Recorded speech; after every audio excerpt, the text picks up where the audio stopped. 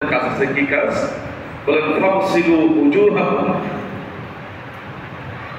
তোমাদের চেহারা, মুখ মুবারক, চেহারায় মুবারক, চেহারাটা ধুতে হবে, মুখমণ্ডল ধুতে হবে। এরপরে ওয়াইদিয়াকুম ইলাল মারাফিক, তোমাদের দুই হাত ধৌত করতে হবে। মারাফিক মানে এই মাঝখানের যে গিরাটা আছে এটাকে মারাফিক বলা হয় কোরআনের ভাষায়। এই গিরা পর্যন্ত তোমাদের হাত ধৌত করতে হবে। ওয়ামসাহু বিরুসিকুম, এবং তোমাদের মাথাকে মসহ করতে হবে, মাথা মুছতে হবে। ওয়ারজুলাকুম ইলাল কাবাইন, কাবা মানে নিচের গিরা, নিচের এই গিরা পর্যন্ত তোমাদের পাকে ধুয়ে ফেলতে হবে। তাহলে বান্দা যখন নামাজ পড়তে যায় তখন আল্লাহ বলতেছে বান্দাকে চারটা কাজ করতে হবে। একটু সবাই বলি কয়টা কাজ? এক নম্বর মুখমণ্ডল ধৌত করতে হবে। বলেন, এক নম্বর মুখমণ্ডল কি করতে হবে? ধৌত করতে হবে। দুই নম্বরের মধ্যে কনুই সহ হাত ধৌত করতে হবে। তিন নম্বরের মধ্যে মাথা মসা করতে হবে, মাথা মসা করতে হবে। চার নম্বরের মধ্যে কাবাইন, নিচের গিরা পর্যন্ত পা ধৌত করতে হবে। এই চারটা কাজ করতে হবে। তো এই চারটা কাজ, এগুলাকে শরীয়তের ভাষায় বলা হয় ওযু। বলো না, শরীয়তের ভাষায় কি বলে? আপনারা কি কথা বুঝতেছে? শরীয়তের ভাষায় এই চারটা কাজকে কি বলা হয়? ওযু বলা হয়। আর যে ব্যক্তি এই চারটা কাজ করে নামাজের মধ্যে যাবে, ওই ব্যক্তির নামাজ আল্লাহর দরবারে কবুল হয়ে যাবে।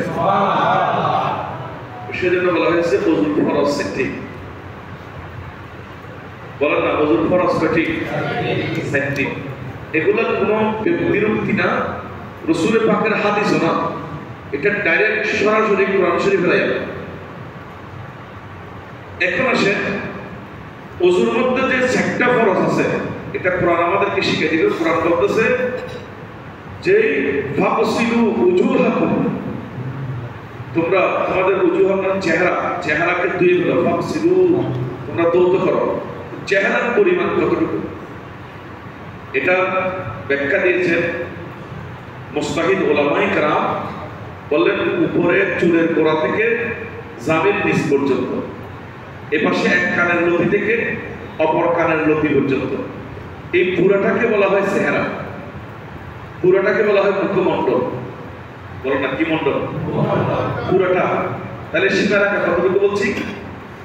চুলের গোড়া থেকে, একটু বলেন না, চুলের গোড়া থেকে জামির নিচ পর্যন্ত, এক কানের লতি থেকে অপর কানের লতি পর্যন্ত, এই পুরাটাকে ধৌত করা, এটাকে বলা হয় চেহারা দেওয়া, মুখমণ্ডল ধৌত করা।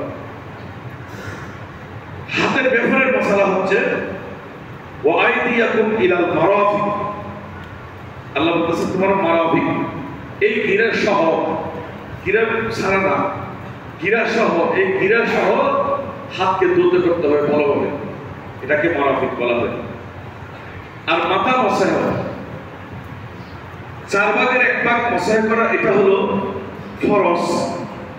কিন্তু কেউ যদি পুরো মাথা মশাই করে ফেলে তাতে গুনাহ হবে না, বরং মুস্তাহাব, এটা আরো উত্তম রয়েছে। অন্তপক্ষে 4 ভাগ মেপে করতে গেলে সেখানে অল্প ছুটে যাওয়ার সম্ভাবনা রয়েছে। যখন আপনি পুরোটাই মশাই করে ফেললেন তাহলে ফরজ আদায় হলো, সুন্নাত আদায় হলো, সাথে সাথে মুস্তাহাব আদায় হয়ে গেল, এটা সুযোগ বেশি। এরপর বলেন ফার ব্যাপারে ওয়ারুসিকুম আরজুলাকুম ইলাল কাবাইন, ওয়ারজুলাকুম ইলাল কাবাইন, আরজুল মানে তোমাদের পা, কাবাইন মানে নিচের গিরা সহ, খেলা গিরা সহ, এই চারটাকে বলা হয় ওযুর ফরজ। একটু বলেন এই চারটাকে কি বলে? ওযুর ফরজ। তাহলে এই চারটা ফরজ আদায় করে যদি কোনো মানুষ ওযু করে অথবা ওযু অবস্থায় মৃত্যুবরণ করে, খেয়াল করেন ওনার মৃত্যুটা হয়েছে ওযু অবস্থায়। বলেন না, কি অবস্থায়? ওযু অবস্থায় মৃত্যুটা হয়ে গেল, হঠাৎ করে মৃত্যু চলে এসেছে। তো আমার নবীর হাদিসে পাক ইমামে বাইহাকী শুআবুল ঈমানের মধ্যে 2783 নম্বর হাদিসে বলেছেন যে ওযু অবস্থায় যদি কোনো মানুষের মৃত্যু হয়, আল্লাহ ওই মানুষের মৃত্যুটা স্বাভাবিক মৃত্যু লেখেন না, ওনার আমলনামার মধ্যে লিখে হয় এই মানুষটা শহীদি মর্তবা পেয়েছে। মজা দেখছেন, শহীদের মর্তবা পেয়ে গেল। ওজুর মধ্যে 3টা সুন্নতে মুআক্কাদা আছে। বলটা 3টা কি আছে? এগুলো হলো 4টা ফরজ। 3টা সুন্নতে মুআক্কাদা এগুলা কি? তো রাসূল আমাদেরকে শিখিয়ে দিচ্ছে একটা সুন্নতে মুআক্কাদা হলো কবজি পর্যন্ত হাত ধোয়া, ফরজের আগে, পুরা ধোয়ার আগে কবজি পর্যন্ত, এই যে কবজি, হাতের কবজি আছে এই পর্যন্ত হাত ধোয়া। আরেকটা হলো কুলি করা, আরেকটা হলো নাকে পানি দেওয়া। এই 3টা হচ্ছে শরীয়তের ভাষায় সুন্নতে মুআক্কাদা, ওযুর জন্য সুন্নতে মুআক্কাদা। একটু সবাই বলি ওযুর জন্য সুন্নতে কি? দেখি আপনারা বলেন ওযুর সুন্নতে মুআক্কাদা কয়টি? কি কি বলছি? কবজি পর্যন্ত। আপনারা একটু রিপ্লাই দেন না, এগুলো জানতে হবে, আমরা মুসলমান ভাই। কবজি পর্যন্ত কি ধুতে করা? হাত ধুতে করা। 3টা কি করা? কুলি করা। 3বার কি দেয়া? নাকে পানি দেওয়া। তাহলে 3টা সুন্নতে মুআক্কাদা আগে, এরপরে 4টা ফরজ। আমি কি কথা বলতে পারছি? এই 3টা সুন্নতে মুআক্কাদা কেন দিলেন? আলা হযরত আজিমুল বরকত মুজাদ্দিদ দিন মিল্লাত সম্মের সালাত ইমাম আহমদ রাজা খান ফাজিলে বেরলভী, রাসূল পাকের বড় দেওয়ানা, যিনি আমার নবীকে বেশি জানার চেয়ে মহব্বত করতেন, যিনি রাসূল পাকের তারিফ করতে গিয়ে বলেছেন জমিন ও জমা তোমারে লিয়ে, মুকিন ও মকা তোমারে লিয়ে, जुनीन और चुना तुम्हारे लिए, बने दो जहां तुम्हारे लिए, तहत में जुबा तुम्हारे लिए, बदन में हिसाब तुम्हारे लिए। सुभान अल्लाह बोलना। तहत में जुबा तुम्हारे लिए, बदन में हिसाब तुम्हारे लिए। আল্লাহ বলছে রাসূল আমাকে যা কিছু দিয়েছে, তাহান বদন, শরীর, মুখ, জিহ্বা, যা কিছু দিয়েছে রাসূল এগুলো তো আপনি আপনার উসিলায় আমি পেয়েছি। আল্লাহ হযরতকে যে কোনো একটা প্রশ্ন করলেন যে হুজুর, হুজুর বলতে 3টা সুন্নতে মুআক্কাদা ফরজ আগে কেন দিলেন? বলেন শুনো, 3টা সুন্নতে মুআক্কাদা আগে দিয়েছে, এখানে একটা কারণ আছে। কারণটা কি? দেখেন রাসূলের সুন্নতের দাম কত। দেখেন 3টা সুন্নতে মুআক্কাদা আগে কেন দিলেন? বলে সুন্নত তো ঠিক নাই, যা তার ফরজ আদায় হবে না। পানির মধ্যে 3টা গুণ রয়েছে, একটা রং, একটা স্বাদ, একটা গন্ধ। এই রং 3টা গুণ যদি নষ্ট হয়ে যায়, সেই পানি দিয়ে উযু করলে নামাজ হবে না। এখন আপনি যাচাই বাছাই কিভাবে করবেন? আপনার পকেটে করে কোনো পানি আপনার পরীক্ষা নিরীক্ষা করার জন্য এরকম যন্ত্র নিয়ে যাওয়ার সুযোগ নেই। তা আল্লাহ হযরত বলতেছে আমার রাসূল 3টা সুন্নতে মুআক্কাদা দিয়েছে, যখন আপনি পানিকে হাতে নেবেন তখন পানির রং চিহ্নিত করতে পারবেন। আপনি যখন নাকের মধ্যে পানি দেবেন তখন পানির ঘ্রাণ চিহ্নিত করতে পারবেন। আপনি যখন কুলি করবেন তখন পানির স্বাদ নির্ণয় করতে পারবেন। তার মানে 3টা সুন্নতে মুআক্কাদা দিয়ে আপনার পানিগুলো ঠিক আছে কিনা এগুলো যাচাই করতে পারবেন। আর পানি যখন ঠিক হয়ে যাবে, 4টা ফরজ আদায় করলে ওই ব্যক্তিকে আল্লাহ মৃত্যুবরণ করা অবস্থায় ওযু থাকলে শহীদি মর্তবা দান করে দেবেন। কত সুন্দর টিপস দেখছেন আমাদের ইসলাম। বর্তমান বিজ্ঞান একথা স্বীকার করতে বাধ্য হয়েছে। বিজ্ঞান এখন এটা স্বীকার করতেছে যে এটা আসলে দরকার। একজন মানুষের হাত মুখ দৈনিক কয়েকবার ধোয়া করা এটা আসলেই দরকার। এটার মধ্যে অনেক ফায়দা আছে। দেখেন আমি আরেকটা কথা আপনাদেরকে শোনাই। ফতোয়া রজবে শরীফ ৪র্থ খণ্ড 575 নম্বর পৃষ্ঠার মধ্যে লিখেছেন আলা হযরত আসিফুল বরকত যে ওযুর যে অবশিষ্ট পানি থাকে, আপনারা এখানে যারা বয়স্ক আছেন আপনারা বুঝবেন, তৎকালীন সময়ে আমাদের মুরব্বীরা উযু করার জন্য একটা উযুর বদনা রাখতেন বা উযুর একটা বানানোর জন্য আলাদা একটা পাত্র রাখতেন। সেখানে অনেকে লিখে দিতেন যে এটা উযুর বদনা বা উযুর অমুক, উযুর জগ, এরকম লিখেও থাকতো। কিংবা ঘরের মধ্যে এক কোণা এটাকে যত্ন করে রাখতেন যে এটা দিয়ে শুধু উযু করবেন, আর অন্য কোনো কাজে ব্যবহার করবেন, শুধু উযুর কাজে ব্যবহার করবেন। তো সে সময় আমার নবী উযু করার জন্য একটা পাত্র ছিল। তো রাসূল পাক যখন উযু করলেন, ওযু শেষ হলো, সাহাবায়ে কেরামকে লক্ষ্য করে বললেন, এই সাহাবীরা তোমরা শুনো, যদি ওযু করার পর অবশিষ্ট কিছু পানি থেকে যায় ওযুর পাত্রের মধ্যে, ওই পানিগুলো তোমরা পান করে নাও। সাহাবায়ে ইয়া রাসূলুল্লাহ এখানে লাভ কি হবে? বলে লাভ কি জানো?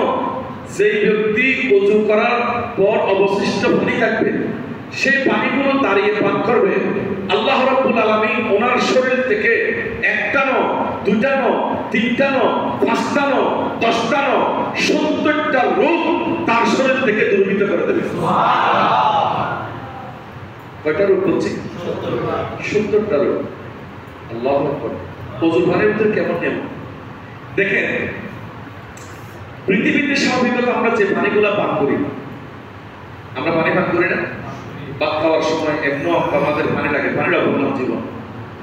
পানি যখন আমরা পান করি তখন পানি পান করার আদব হচ্ছে বসে পান করতে হবে। কিন্তু দুই প্রকারের পানি বসে পান করা যায় না। একটা হলো জমজমের পানি, আর একটা হলো ওযুর অবশিষ্ট পানি। সুবহানাল্লাহ।